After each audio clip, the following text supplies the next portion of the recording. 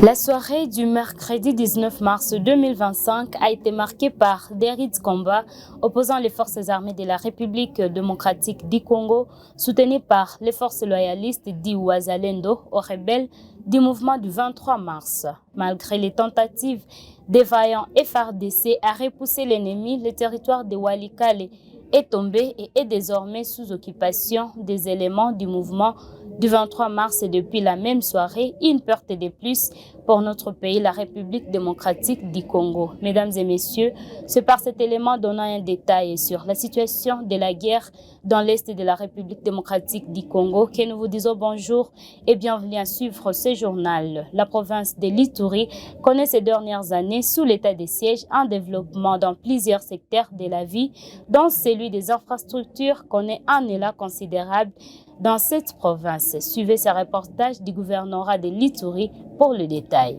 La stabilité de la situation sécuritaire en ville de Bunia et ses environs, à cette période de l'état des sièges, a amélioré les climats d'affaires et a attiré des entrepreneurs à Ituri. Pour lier l'utile à l'agréable, des gigantesques usines de production des bâtiments et des concassages sont installées. L'une appartient à l'entreprise Mogabaon de l'opérateur économique Joseph Eli Akilimali, située à plus ou moins 100 km au sud de la ville de Bunia. Celle-ci se démarque par la modernisation de la voirie urbaine. L'autre, par contre, récemment implantée, est celle de l'entreprise Good News Africa, installée à Boudana. Nous sommes au groupement Tséré, une dizaine de kilomètres au nord-ouest de la ville. Elle a une capacité de produire 120 tonnes de bitume par heure. La cérémonie d'essai de ces machines a eu lieu le week-end dernier, en présence du directeur général de la dite entreprise, Baemou Kabassara Aurélien.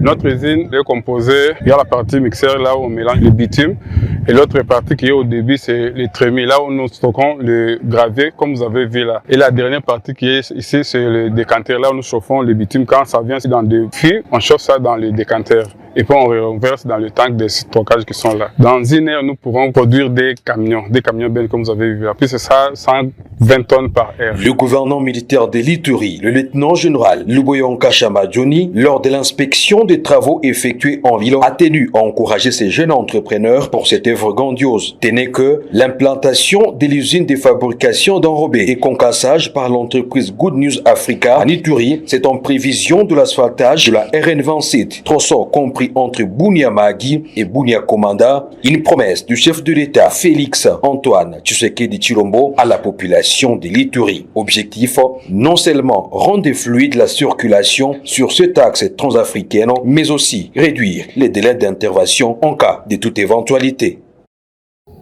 Parlons de la justice dans cette édition du journal, mesdames et messieurs. Opération Ndobo Zero Kuluna, les ministres de la Justice et garde des Sceaux de la République démocratique du Congo, Constant Mutamba, a ouvert un procès à flagrance contre 23 Kuluna le mercredi 19 mars 2025 à Boma, où la population demande à ces derniers d'appliquer une peine de mort contre ces Kuluna. Maître Constant Mutamba s'est confié aux caméras de nos confrères depuis Boma. Suivez.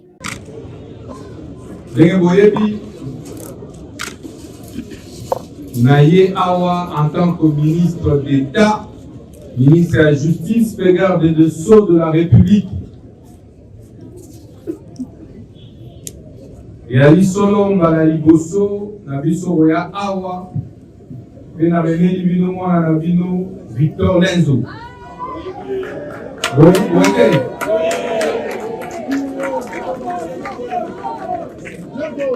Donc, Yende Ali, Ayende Ali, Parsek Nangaï, Azaki d'abord assistant parlementaire dans l'Assemblée nationale, et Lélo, Azak Parsek un ministre d'État. Pour la Golabino était au moins à lycée, mort. École à lycée, mort. Réalité, bateau Yaza Mongala, Yali Mulupa, Yali Mukongo, Yali Muswahili, Bilokwana à Tongoli. Oete? Yango Moni, Nayaki Awa, Naboma, Nazoli Binomwana, Na lelo auti kobala. Na bali si mwana na bino.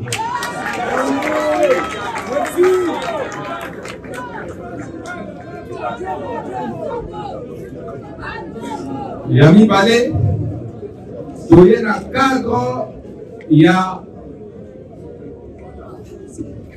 opération et au gouvernement est lancée contre banditisme urbain.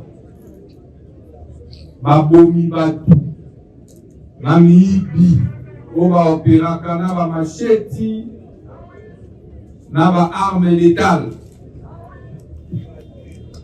ba bandi, ba kuluna. Gouvernement, il y a Mokanabino et lancé opération Dobo Zéro Kuluna. Monaki, na Kinshasa, opération yo est réussie. Vous voyez? Kuluna et Salinini. Na Kinshasa, Kuluna et les commis ba acte isolé. Tolobela ba kuluna toko attaquer bino tina ba se na bino. Ti wapi? Na ba toilette tozo ke de okana bon.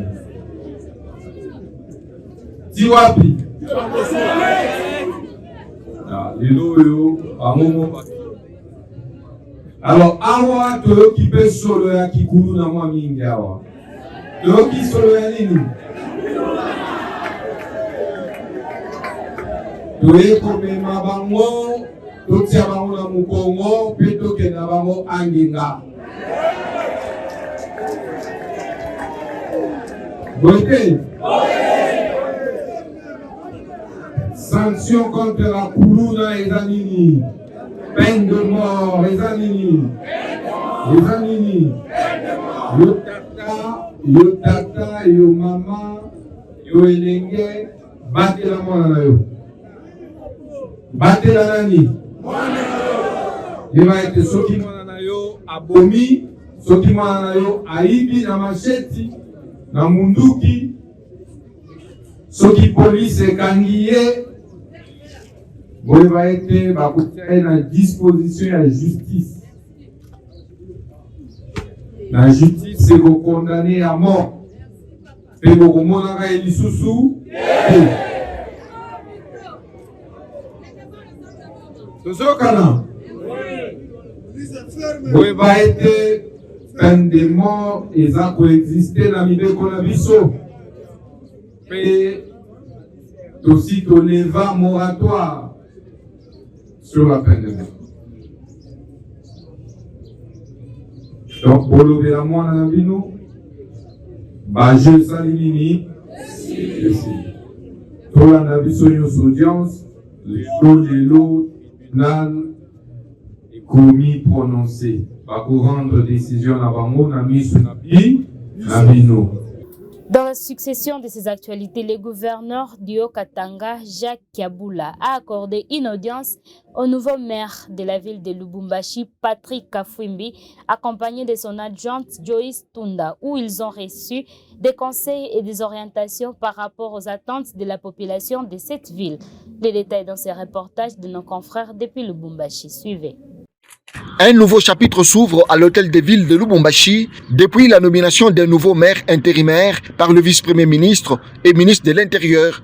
À la veille de la cérémonie des remises et reprises, Patrick Kafwimbi Moumamba, qu'accompagnait son adjointe Joyce Tunda Kazadi, qui assumait l'intérim, est venu rencontrer le gouverneur Jacques Kiaboula Katwe afin de recevoir des orientations et des conseils. L'autorité provinciale nous a prodigué quelques conseils et nous a donné quelques orientations par rapport à notre façon de travailler et par rapport aux attentes que la province ainsi que la hiérarchie attendent de nous. Une amélioration ainsi qu'une évolution au niveau de l'administration et de la gestion de la ville de Lubumbashi. Je pense que l'échange a été tout à fait bon. En outre, le nouveau patron de la ville que préfère rassure de sa parfaite collaboration avec son adjointe et parle de ses priorités. Un climat d'entente cordiale et de collaboration tout à fait parfaite. Je pense que cela va évoluer comme cela tout au long de notre mandat. Les défis sont multiples, notamment booster encore plus sur le plan de l'environnement, l'assainissement, sur le plan sécuritaire. Nous devons beaucoup travailler avec le banditisme urbain. Nous devons travailler aussi sur la sensibilisation de la population à soutenir le chef de l'État ainsi que les forces armées contre l'agresseur dans l'est de notre pays.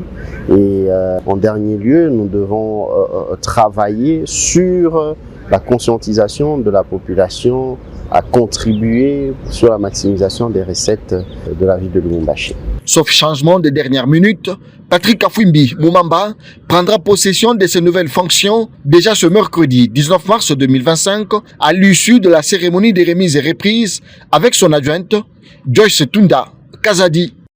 Parlons de l'éducation à la fin de ces actualités. Pas d'école publique sans banc. La caravane du service national s'est arrêtée à l'Institut scientifique et technique d'Ngiringiri pour une remise de 600 bancs pupitres le mercredi 19 mars 2025, produit par le Zex-Ekuluna.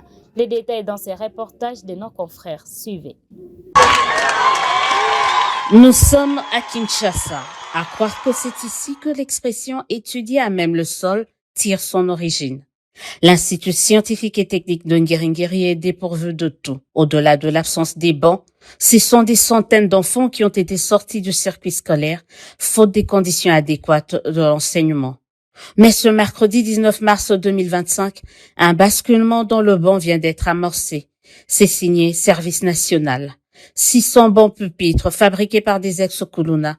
Et voilà le sourire et l'espoir renaître pour toute une génération. La joie manifestée par les élèves vient booster la détermination du commandant du service national. Vous avez suivi le préfet de l'école parler de 1000 élèves qui fréquentaient cette école à une certaine époque. Aujourd'hui, il y a moins de 2000. Pour la simple raison que l'école n'avait plus de bancs. Aujourd'hui, le service national vient d'apporter 600 bancs. Si les enfants doivent s'asseoir dans la bonne position, c'est-à-dire 3 élèves par banc, c'est déjà pour 1800 élèves.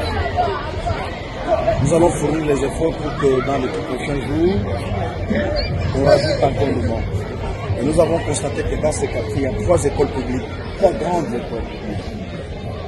Le défi est là, mais nous pensons et nous comptons qu'avant peut-être la fin du mois d'avril, que toutes les 3 écoles, les grandes écoles qui sont dans ce secteur, puissent bénéficier d'un lot complet de bancs afin qu'il n'y ait plus des enfants qui se mettent dans le même sol pour étudier. Vous avez suivi l'appel du responsable de l'école aux parents qui ont retiré leurs enfants parce que les conditions d'apprentissage n'étaient plus bonnes.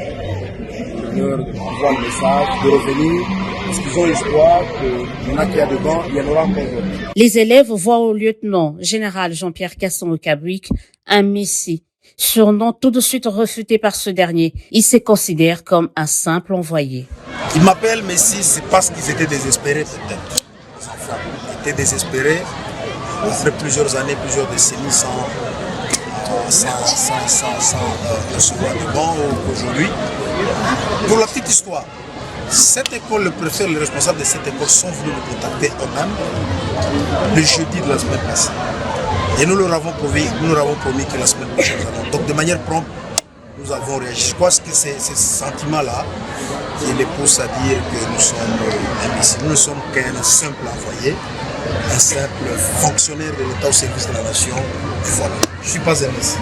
Qu'à cela ne tienne, ces élèves ont remercié et l'envoyeur et l'envoyé. Il nous reste à remercier très sincèrement les présidents de la République démocratique du Congo, son Excellence Monsieur Félix Antoine Tshisekedi Tshilombo, qui a ressuscité les services nationaux de ce centre et qui a placé à sa tête un homme de cœur. Nous citons le lieutenant général Jean-Pierre Kasson-Okabouik. Mon général. Au regard de plusieurs sollicitations, le service national, au-delà des bancs, compte introduire dans ses dotations des tableaux et meubles pour le personnel enseignant.